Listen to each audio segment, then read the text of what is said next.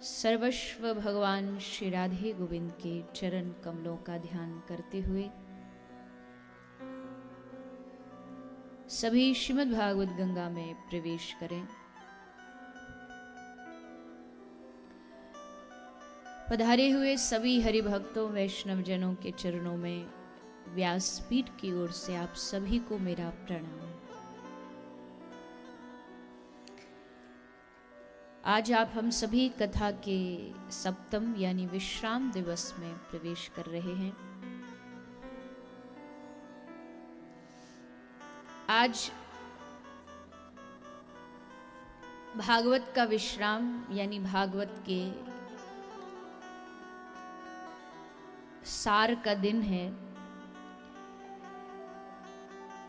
पहला दिन जो होता है उसमें भागवत के महात्म को गाया जाता है, भागवत की महिमा बताई जाती है,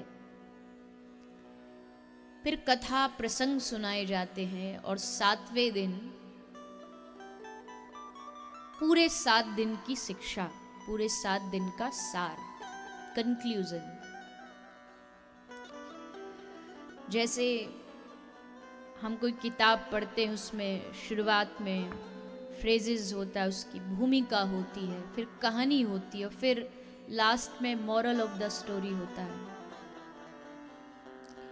तो आज का जो दिन है वो मॉरल ऑफ द स्टोरी है, पूरी भागवत का जो सार है, जो सारांश है, वो आज कथा के विश्राम दिन में सुनाया जाता है। वो चीज सुनाई जाती है, बताई जाती है जो 7 दिन कथा विश्राम होने के बाद भी आपको अपने जीवन में निरंतर करते रहना पड़ेगा। क्या केवल 7 दिन आपने कथा सुनी और काम खत्म? उसके बाद फिर जब अगले साल ऐसे कोई आयोजन होंगे कायमगंज में, तब 1 साल बाद फिर जागेंगे 7 दिन के लिए? क्या इसलिए कथा सुनाई जाती है? नहीं, कथा जगाने का काम करती है। और जब एक बार आदमी जाग जाता है तो जागने के बाद फिर 7 दिन के बाद, जैसा मैंने पहले कहा था, 7 दिन मनोरंजन कर लिया और उसके बाद खाली हाथ, ये कथा का सच्चा लाभ नहीं। भागवत जी को आपने माला पहनाई, आरती की, भागवत भगवान की आरती, पापियों को पाप से तारती, पर क्या केवल भागवत जी को माला चढ़ाने से सद्बुद्धि आ जाएगी?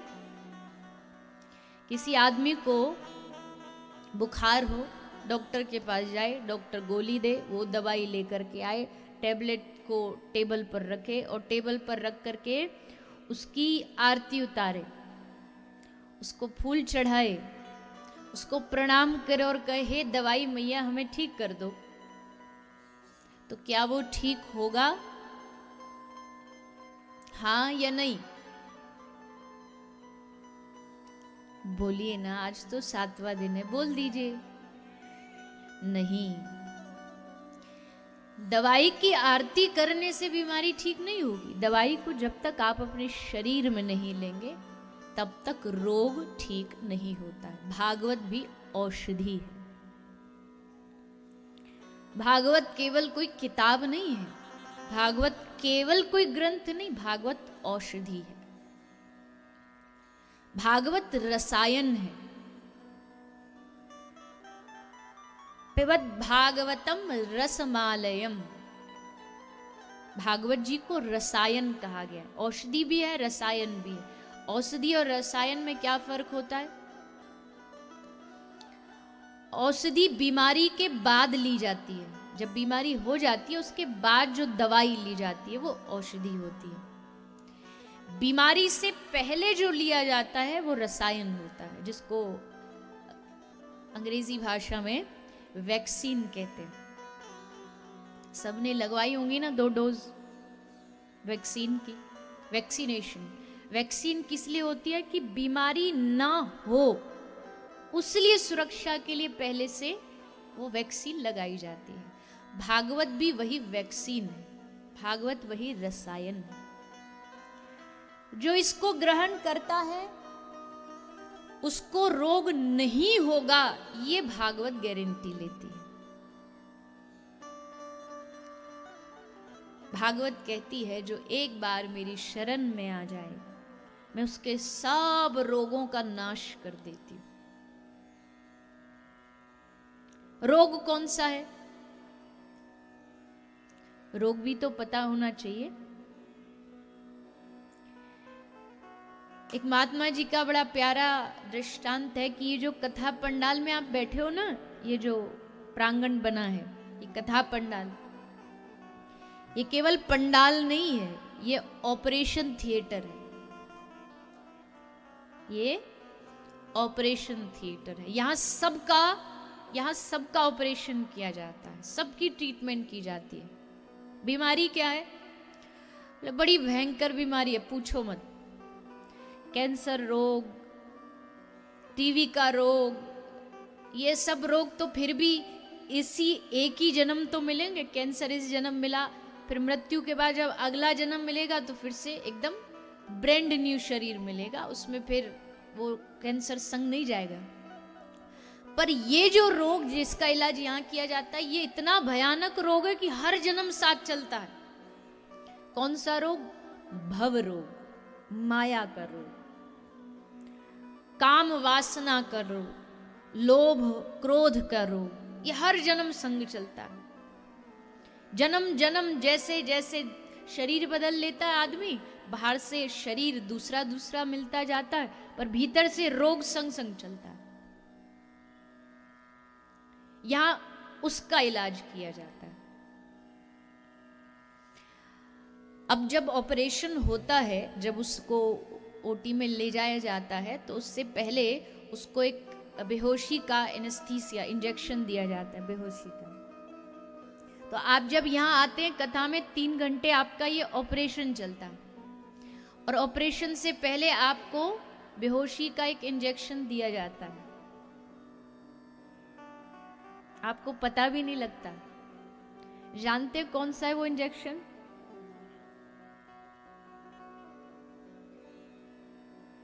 ये जो कथा आरंभ होने से पहले मंगलाचरण होता है और हरिनाम कीर्तन होता है, ये कीर्तन ही वो बेहोशी का इंजेक्शन है। ये इसको कोई ऐसे ना समझे, कई लोग कहते हैं अरे ये बड़ा लंबा हो जाता है, ये कथा शुरू करो ना आप सीधे। ये नींव है, हरिनाम संकीर्तन भागवत की नींव है, सार है। ये आपका चार्जिंग पॉइंट है। जैसे ये भागवत में संकीर्तन होता है, हम चार्ज हो जाते, बैटरी चार्ज हो जाती है, 3 घंटे चलती है। अब पता कैसे लगेगा कि किसका ऑपरेशन सक्सेसफुल हुआ और किसका नहीं हुआ? लेकिन कथा के विश्राम के कीर्तन में जो आपको मस्ती में एकदम नाचता गाता प्रसन्नता से मौज में दिखाई दे, चेहरे पर प्रसन्नता, तो समझ लेना इसका ऑपरेशन सफल हो गया। और जो कथा के बाद भी ऐसे मुंह लटकाए बैठा है, परेशान सा, दुखी सा, मतलब अभी इसको दोबारा आने की जरूरत है। पर कलयुग का जीव है ना, बड़ा चालाक है, बोल देगा अरे हमारा ऑपरेशन हो गया सफल, अब तो हमें नहीं आना ना, अब तो क्या करना, हो गया एक बार। बोले नहीं, ऑपरेशन के बाद समय समय पर टाइम टू टाइम डॉक्टर के पास चेकअप कराने तो जाना पड़ता है। चेकअप कराना पड़ेगा, समय समय पे डॉक्टर से पूछना पड़ेगा अब टेबलेट बदलनी तो नहीं है, अब हो गया कि अभी कंटिन्यू रखे।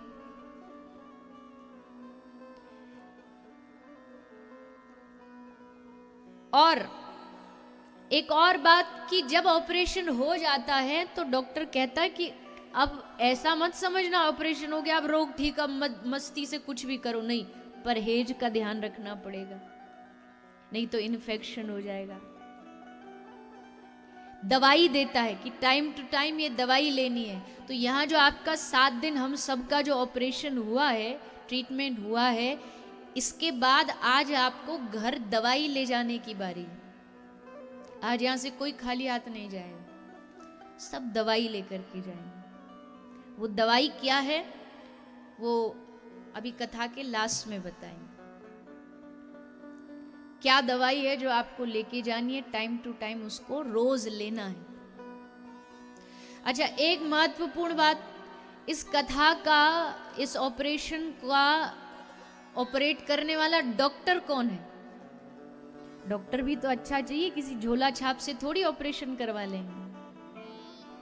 वैसी एरा गैरा कोई आ जाए, ऐसा थोड़ी चाहिए। एक अच्छा, कोई डॉक्टर तो नहीं बैठा है यहाँ? है कोई? है भी तो मुझे क्या, आज मुझे घर जाना, बुरा मानो तो मानो। खैर, सिर्फ विनोद के लिए है, कोई ऐसा नहीं है। एक डॉक्टर साहब ऑपरेशन थिएटर में गए, तो जब वो थिएटर में गए, पेशेंट पड़ा है उस पे बेड पे, तो ये फूलों की माला संग लेकर के गए और फूलों की माला को उसके जो बेड है उसके कोने में रख दिया। तो पेशेंट बड़ा उत्साहित होकर पूछ रहा है कि डॉक्टर साहब ये माला किस लिए? डॉक्टर साहब बोले, मेरा पहला ऑपरेशन है, अगर सफल हो गया तो तू मुझे पहना देना, और असफल हो गया तो मैं। अब ऐसे डॉक्टर से थोड़ी ऑपरेट कराएंगे। कोई अच्छा होना चाहिए, एक्सपीरियंस्ड होना चाहिए, पढ़ा लिखा होना चाहिए, जिसके हाथ से किए गए, कई लोग कहते हैं ना फलाना डॉक्टर जो होता है उसके हाथ का किया गया इलाज हमें एकदम लग जाता है, तुरंत लग जाता है। ऐसा कोई डॉक्टर चाहिए। ऐसा डॉक्टर कौन है? इस भागवत का डॉक्टर कौन है? इस भागवत का वैद्य, इस भागवत का डॉक्टर कोई और नहीं बल्कि परमहंस, जो मोह माया सबसे परे हैं, ऐसे श्री शुकदेव जी महाराज इस भागवत के डॉक्टर, वैद्य।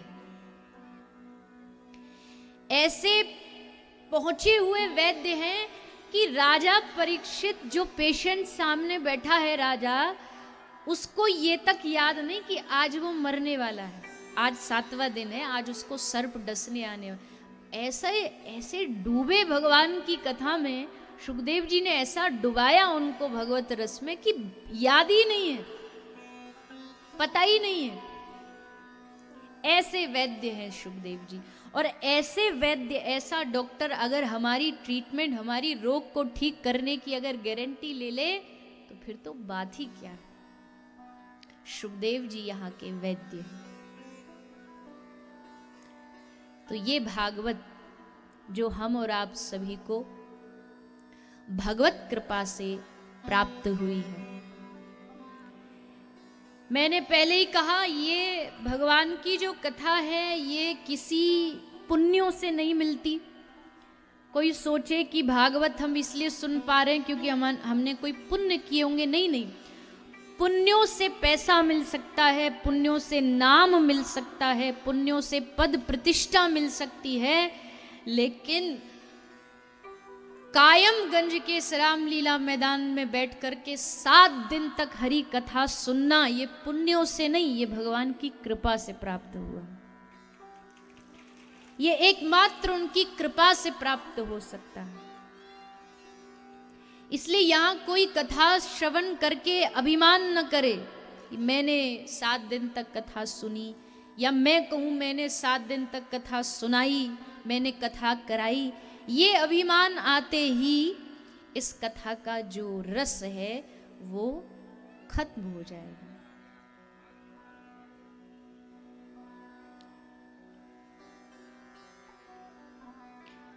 भैया जो व्यवस्था कर रहे हैं ना, बिना बोले करो, इशारों से करो। जिसके आगे जितनी भी जगह है खाली न छोड़े, थोड़े थोड़े से आगे आ जाए, बिना बात किए, बिना आवाज किए।